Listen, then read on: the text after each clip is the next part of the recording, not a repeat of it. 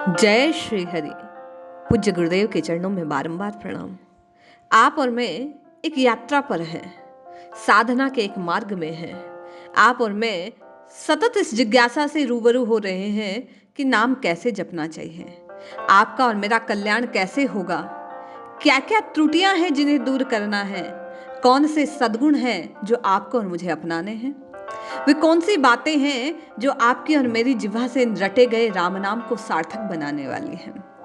पिछले कुछ दिनों का अध्ययन ये कहता है कि श्रद्धा, विश्वास, शरणागति का भाव, पवित्र अपना हृदय, प्रभु की प्राप्ति की ये कुछ पात्रताएं हैं जिन्हें आप और मैं अपनाकर राम जी को पा सकते हैं। जिह्वा से राम कहना है, हाथों से काम करना है और हृदय से बारंबार प्रभु को धन्यवाद देते हुए किसी ना किसी के काम आ जाना है। आज जो कथा लेकर मैं प्रस्तुत हूँ वो आपको और मुझे प्रभुमय बनाने वाली है। विश्वास का ऐसा अनुपम उदाहरण जो आपके और मेरे हृदय में भी परमात्मा के प्रति विश्वास को निश्चित ही प्रगाढ़ बना देगा।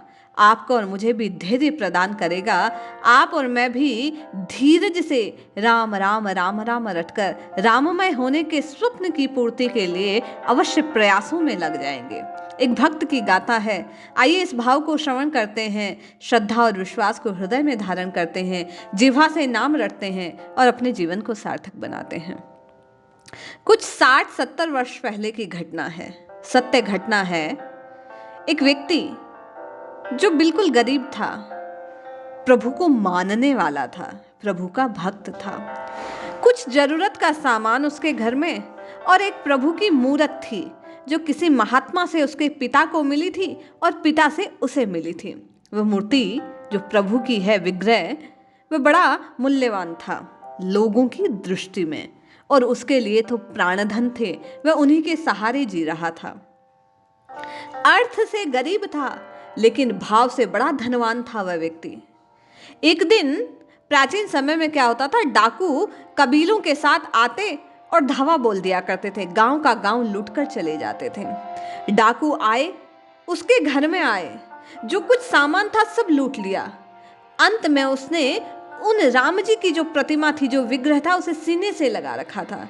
एक डाकू का जो सहयोगी था, सरदार के साथ चलने वाला था, उसने खींचने का प्रयास किया उस विग्रह को। उस व्यक्ति ने हाथ जोड़कर कहा, सीने से एक हाथ से लगा रखा है और प्रयास किया हाथ जोड़ने का और कहने लगा, देखो भाई, जो कुछ चाहिए, जो मेरा सामान है सब ले जाओ, ये रुपए पैसे, ये जो कुछ सामान है मेरी जरूरत का सब ले जाओ तुम, किंतु भगवान की ये मूर्ति रहने दो।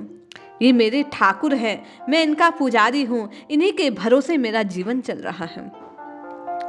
कुछ देर तक हाथापाई होती रही। वो व्यक्ति उस मूल्यवान प्रतिमा को लेने का प्रयास करते रहे, उस विग्रह को छीनने का प्रयास करते रहे।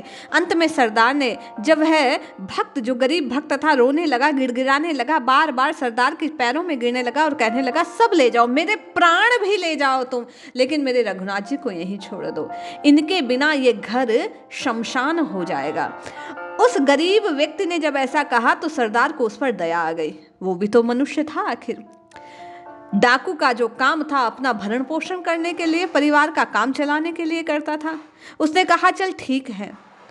कुछ बात करते हुए उसे उस पर तरस आ गई कि सामान, रुपया पैसा सब ले जाएंगे तो इसका जीवन कैसे चलेगा।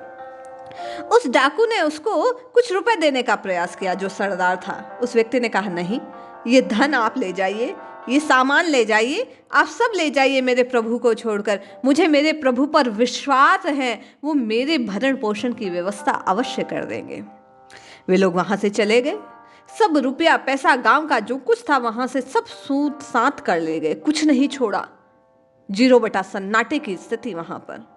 अब कुछ नहीं, चारों तरफ हाहाकार मचा है, रोना धोना मचा है।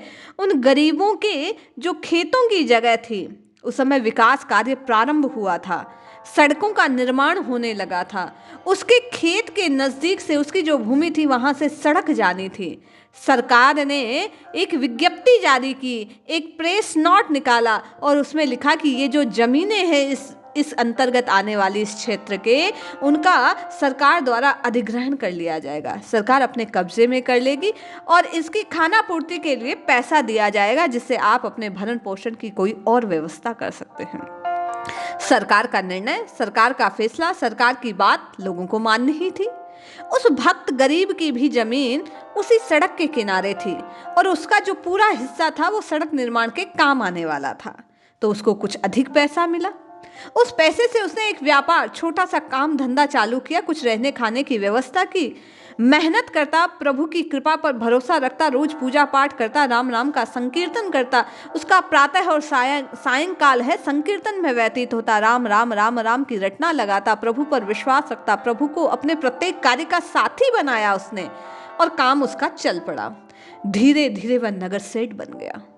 आज उसके विश्वास का जो बीज था, उसका जो फल था, वो उसे प्राप्त हो गया। उसने जो कुछ वर्ष पहले ये कहा था कि मेरे भरण पोषण की व्यवस्था मेरे रघुनाथ जी कर देंगे, तुमसे पैसे नहीं चाहिए, उसके उस विश्वास का परिणाम देखिए कि उसकी जमीन सरकार द्वारा ले ली गई। जिस नगर में, जिस गांव में सड़क बनना कहीं व्यवस्थाओं में नहीं था, कहीं किसी प्लान में नहीं था, अचानक से वहां वो सड़क निर्माण की बात चली, उसकी अधिग्रहित की गई जमीन का पैसा उसे मिला, व्यापार चला, व्यापार के परिणाम स्वरूप वह धनवान बन गया और उसकी जय जयकार होने लगी। ऐसा अद्भुत विश्वास है प्रभु के नाम का, प्रभु की कृपा का। जो जीव विश्वास पूर्वक प्रभु की शरण लेता है, ये कथा कहती है, ये सत्य घटना इस बात का संकेत करती है कि राम जी अपने भरोसे रहने वालों का भरोसा कभी तोड़ते नहीं, कभी उनको त्यागते नहीं। वे निश्चित ही अपनी कृपा की अनुभूति उन्हें जीवन में कराते हैं। इसलिए आपसे करबद्ध निवेदन, जपिए जपिए जपिए श्रद्धा और विश्वास से उस गरीब भक्त की नाई आप और मैं भी प्रभु को श्रद्धा और विश्वास से नित्य निरंतर जपते रहें, रटते रहें, पुकारते रहें, तो निश्चित मानिए आपके और मेरे जीवन के जो कष्ट है, जो विपरीतताएं हैं, वे सब नष्ट हो जाएंगी, भ्रष्ट हो जाएंगी। आपको और मुझे रघुनाथ जी अवश्य मिल जाएंगे। इसलिए श्रद्धा और विश्वास पूर्वक, प्रीति पूर्वक प्रभु को अपना जानकर, अपने को प्रभु का जानकर नित्य निरंतर राम की रटना लगाना प्रारंभ कीजिए। निश्चय ही आपका और मेरा कल्याण होगा, आपको और मुझे भी प्रभु की प्राप्ति होगी। जय श्री हरि।